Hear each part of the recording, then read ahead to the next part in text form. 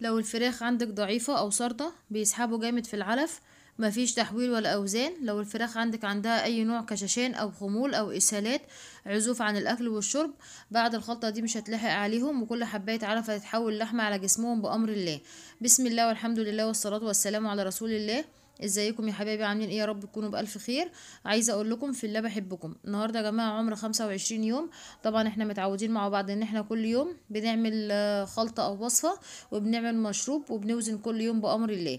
طبعا الاوزان يا جماعه عندي، عشان ابقى صريحه معاكم، الاوزان عندي ضعيفه جدا.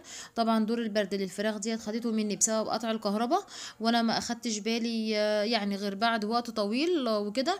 ده اثر عليهم جدا، اثر على التحويل واثر على الوزن. بس بامر الله احنا هنفضل مكملين معاهم لحد ما نوصل لاعلى الاوزان بامر الله.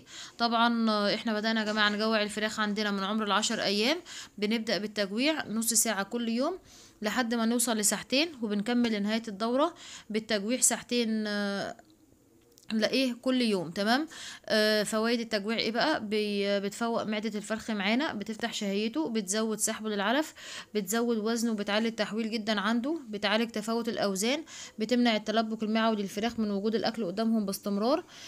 طبعا احنا قلنا ان احنا من بعد ال20 يوم بندي مضاد سموم كل يوم سقوة من 6 ل8 ساعات لنهاية الدورة. طبعا مضاد السموم بيمنع الموت المفاجئ اللي بيحصل للفراخ بسبب تراكم سموم الأعلاف والأدوية في الكبد، بيمنع زرقان جسم الفراخ، بيمنع تجمع المياه الصفراء في بطن الفرخ، بيمنع الإسهالات المعوية والكوكسيديا والكوليستيريديا، بيمنع الكشاشان والخمول والكسل. طبعا احنا اتفقنا ان احنا ايه بنظبط التهوية، بنظبط التدفئة، بننضف الفرشة كويس جدا جدا، هناخد اوزان كويسة وفراخ سوبر السوبر بأمر الله. انا يا جماعة ما عنديش مشاكل معوية مع الفراخ ديت، بس انا طبعا كلنا عارفين الكوكسيديا بتنزل للفراخ يا جماعة من عمر ال12 وال13 وال14 وال15 يوم، او من عمر ال12 لعمر ال15 يوم. تمام. وبترجع تترد لهم تاني من عمر ال25 لعمر ال27. علشان كده ايه، انا امبارح كنت مدياهم نور كوكس، ده حلو جدا يا جماعة للكوكسيديا. علشان ايه؟ مضاد للكوكسيديا، لكن انا ايه مدياه كوقائي مش علاج. هنبدأ نوزن كده مع بعض، هنصفر كده الميزان. الاوزان يا جماعه بصراحه انا اتفاجئت بيها، مش حلوه خالص خالص. عشان ابقى صريحه معاكم، انا طبعا كل حاجه بقولها معاكم بالامانه. كل اللي عايزاه منكم كده دعوه صادقه خالصه من قلوبكم لاختكم في الله، بتيسير الامور وصلاح الحال والرزق الحلال. وتحطوا لايك للفيديو ده يا جماعة. 1000 لا مش 1000 كي يعني 1000 جرام، كيلو 450 جرام. يعني انا متوسط الوزن هقول لكم دلوقتي المفروض يبقى كام في العمر ده اللي هو 25 26 يوم. وهقول لكم تقريبا قلت لكم ان الفراخ دي 25 في بداية الفيديو. لا الفراخ ديت يا جماعة النهاردة عندها 26 يوم. انا معلش ايه اتلخبطت وكده. تمام. ده كيلو 300 ايه 55 جرام. تمام. طبعا دور البرد يا جماعة أثر عليهم بسبب قطع الكهرباء، مش إهمال مني. ده كيلو 450. طبعا الفراخ ديت جعانه بقالها ساعتين. الفراخ في العمر ده يا جماعه لو واكله تزيد على الوزن ده حوالي 50 جرام. هنبدا نعمل خلطه النهارده مع بعض. الخلطه دي ايه؟ هتزود سحبهم للعلف، هتزود وزنهم، هترفع مناعتهم، هتعلي التحويل جدا عندهم. بصوا احنا هنفضل مكملين مع الفراخ، وبامر الله كده ايه يعني محدش هياخد اكتر من نصيبه بامر الله. ايه برضو ربنا هيرضينا وهناخد اوزان كويسه. اللي قدامكم ده يا جماعه بصل على توم على خل على ليمون على بنجر. عايزه اقول لكم على حاجه، اعملوا الخلطه بعد التجويع، هتخليهم كده ايه ياكلوا كميه كبيره منها مره واحده، وبامر الله تجيب معاهم نتيجه. زي ما قلت لكم الخلطه ديت حلوه جدا جدا.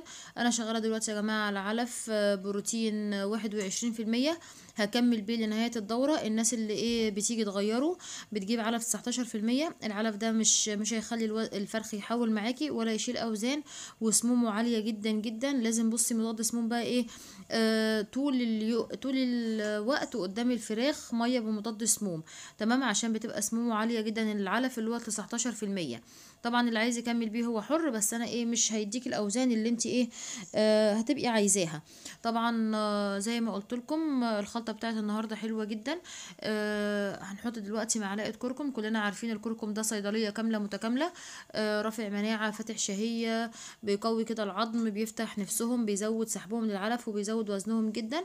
بحط كده كل يوم معلقه نشا. معلقه النشا ديت يا جماعه مش مخليه عندي اسهالات نهائي في قلب المكان بفضل الله. وطبعا عشان انا برضو مظبطه التهويه والتدفئه مفيش برضو اسهالات. حبه البركه ديت رهيبه يا جماعه في رفع المناعه، وبتخلي الفرخ كده بتجذب كده ايه لونها في العلف، بيجذب الفرخ كده ان هو ياكل ويسحب في العلف جامد، وبتقوي جهاز المناعه جدا. حطيت معلقه نص معلقه قرنفل مطحون، حلوه جدا برضو في زياده الوزن، بتخلي الفرخ معانا كده يرص لحم ويشيل اوزان كويسه.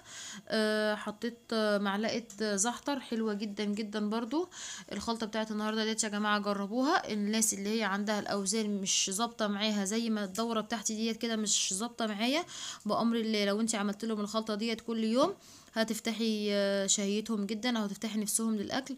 اللون اصلا بتاع البنجر الاحمر ده بيجذبهم جدا، بيخلي كده طبعا كلنا عارفين اي حاجه حمراء اصلا بتجذب الطيور جدا، هيجوا كده يجروا دلوقتي عليه وهياكلوا وهيسحبوا في العلف جامد.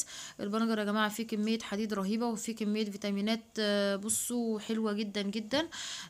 بينشط كده الدوره الدمويه عندهم ويخليهم كده دافيانين ورافع مناعه طبعا من الدرجه الاولى، فاتح شهيه، حلو جدا جدا البنجر. حطيت لهم بقى طبعا الخلطه دلوقتي في قلب العلافه. ما ينفعش تخلي الفراخ البيضه توطي للاكل، لا لازم تبقى شابه كده للاكل عشان تربي صدر كده وصدرها يبدا يرص لحم معانا. طبعا الميه اللي معايا ديت اللي انا حطاها لهم النهارده حط لهم عليها جرعه الكوكسيديا اللي انا جايباها، لان زي ما قلت لكم الكوكسيديا بترجع تترضع على الفراخ من عمر ال25 يوم لعمر ال27 يوم، فنخلي بالنا من حاجه زي كده كويس جدا.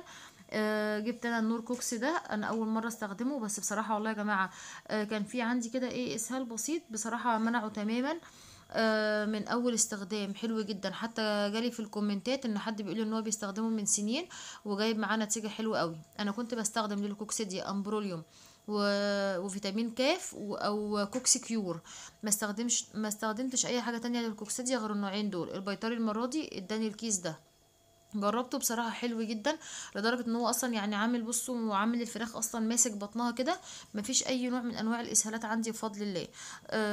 اول حاجه يا جماعه بتتسبب في نجاح دوره الفراخ البيضاء معانا التهويه الصح، الفرشه النظيفه، التدفئه الصح، بينجح الدوره معانا وربنا بيرضينا في نهايتها جدا باوزان كبيره وفراخ سوبر بامر الله. بس هو يا جماعه موضوع قطع الكهرباء ده اللي مأثر طبعا زي ما قلت لكم، ديت مشكله عامه ومأثره على الطيور او على الفراخ عامه، خصوصا للناس اللي هي بتدفي بلمبه. طبعا انا بدفي بلمبه، انا حاطه لمبتين في قلب المكان. الكهرباء بتقطع عندنا في البلد حوالي ساعتين، الفراخ بتبرد وترجع جسمها يسخن، ده اثر عليهم، جاب لهم برد، جاب لهم طشمه، خنفره، عطس، كانوا داخلين يا جماعه على التهاب رئوي. عملت لهم مشروب بفضل الله خففهم تماما. والله انا جايبه كيس علاج بيطري، ما احتجت ان انا كنت جايباه للجهاز التنفسي عندهم عشان كان فيه كده حشرجه وصوت جامد كده على صدرهم.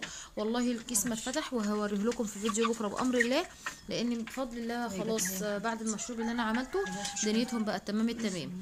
ده كان فيديو النهارده، كملوا معانا وهنشوف كده الفراخ ديت هتودينا على فين. ربنا رب يرزقنا ويرزقكم ويحسن ما بين ايدينا وايديكم ويحمي المال اصحابه، اللهم امين. فضلا وليس امرا، لايك وشير وسبسكرايب للقناه. استودعكم الله الذي لا تضيع ودائعه.